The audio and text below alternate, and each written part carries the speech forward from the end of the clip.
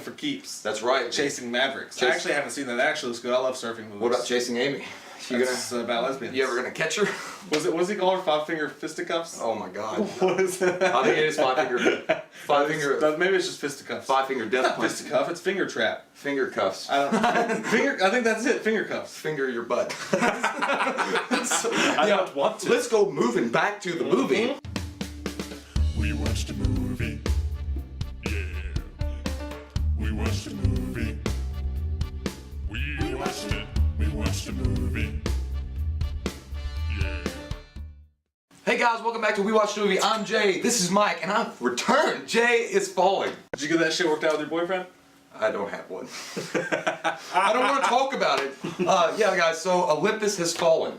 Yeah. Gerard Butler, Morgan Freeman, Aaron Eckhart, Ashley Judd. Olympus is Falling stars Gerard Butler as a Secret Service agent, and after a tragic accident involving the president's wife, played by Aaron Eckhart. The president, played by Aaron Eckhart, and his wife, he is busted down to being it's exciting. He's busted down to being basically a desk jockey at the Treasury Department. The president gets kidnapped by terrorists, held for ransom. Gerard Butler comes back out to rescue him, and when the tough get going, the tough get Morgan Freeman. This was an exciting movie. I was excited. It was Die Hard 6. Yeah, it was Die Hard 6. Get the president or die harder again. It's like Die Hard and Air Force One had a baby together. Yeah, that would be nasty. What would you call it? Air die? I pretty much that's what we Air Force One. Die Air. Die. That's the shittiest plane to. I never want to fly. Die Air. That makes sense. Yeah, but I would never want to fly on that. Obviously not. Die Air. I mean, if you're a risk taker, do it.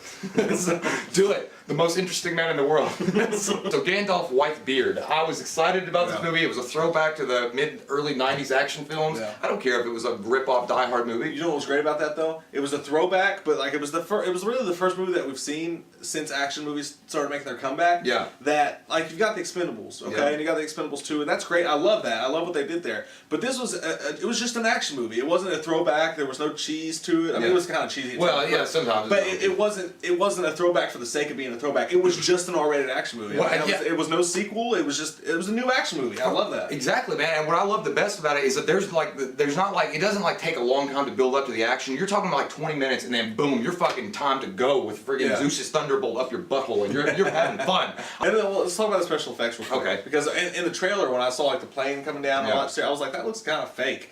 And it does look kind of fake at times, but it looks like a video game, but it also looks cool. I mean, I don't know how to explain it. Like, it's not very realistic looking, but it's still like kind of awe-inspiring. Like when they hit the tower and all the shit's falling down on these people, like you can tell it's CGI'd, but it still gives you an idea of what that might look like if it happened. Yeah, it's about average. cool. Average special effects. Nothing like amazing or anything like that, but it was still like, it was enjoyable. It flowed really well with the whole film. I mean, I don't know, man, like, I just wish to God Gerard Butler would do more movies like this. I don't. Well, he was in 300, and it was like he's a badass, and then he was in Playing for Keeps. Yeah, and then P.S. I Love You. I mean, I love you too, but Gerard. That's actually a good movie, though. It is a great movie. Don't knock that movie. I'm not knocking. I'll knock your face. When I was watching him whip ass, I was like, Leonidas, where have you been, my friend? Well, you know, this movie.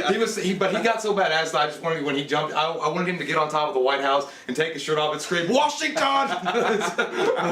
So you do the Nicolas Cage thing from The Rock, where he gets on his knees and holds up the flare. No! I think I read that this movie in its first weekend has already made more money than Gerard Butler's past 5 movies combined. Then he needs to know where his money's coming from. The acting was great. One thing I will say also I loved was the bad guys in this. The bad guys are people that you can really fucking hate, and that's the best thing about it. The kills were great, like the one-on-one kills, because when it gets going, it's like okay, this is happening. You know, the White House is being taken over. That's kind of weird looking. That's kind of weird to see. You know, Aaron Eckhart, all this stuff's happening. But then, like when the lights go out and Gerard Butler walks in the building, everyone else is dead, and it's just him. You're like, here we go, Die Hard time. It was fucking And that was fun. when you were like, this is gonna get great, and it did, man. He killed a guy with a statue of Lincoln.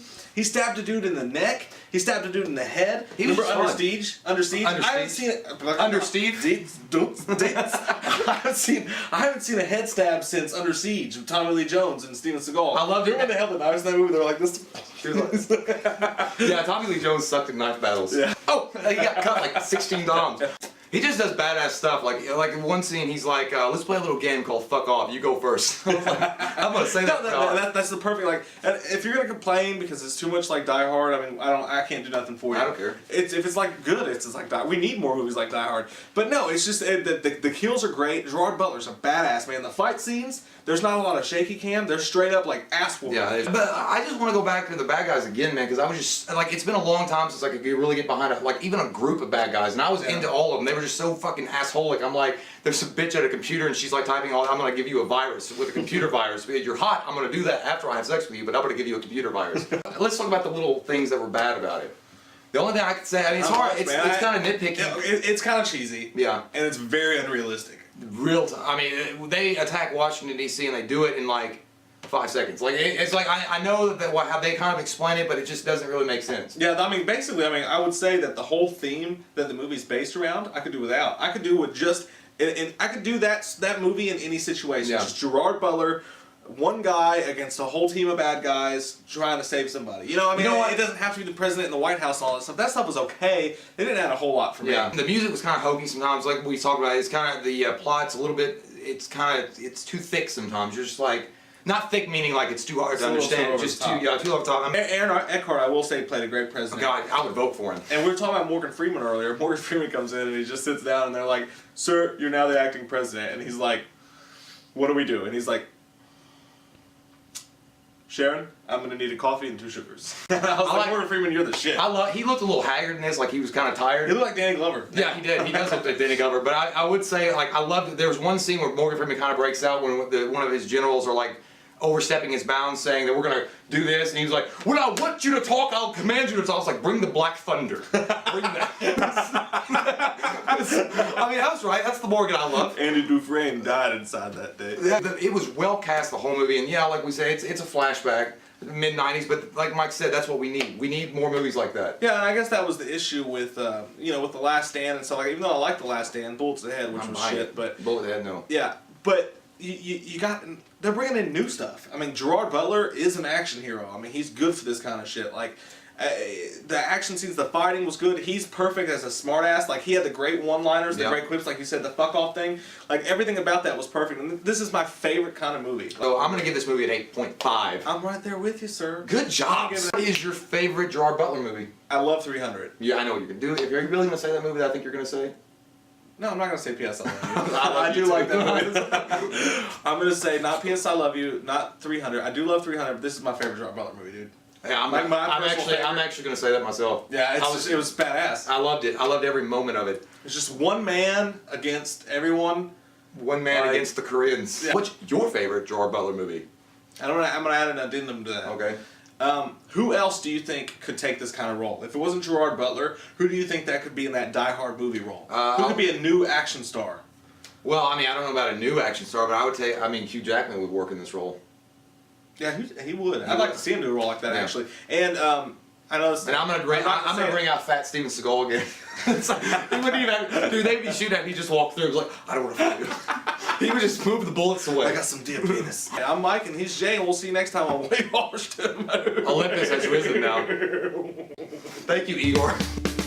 We watched a movie. Yeah. We watched a movie.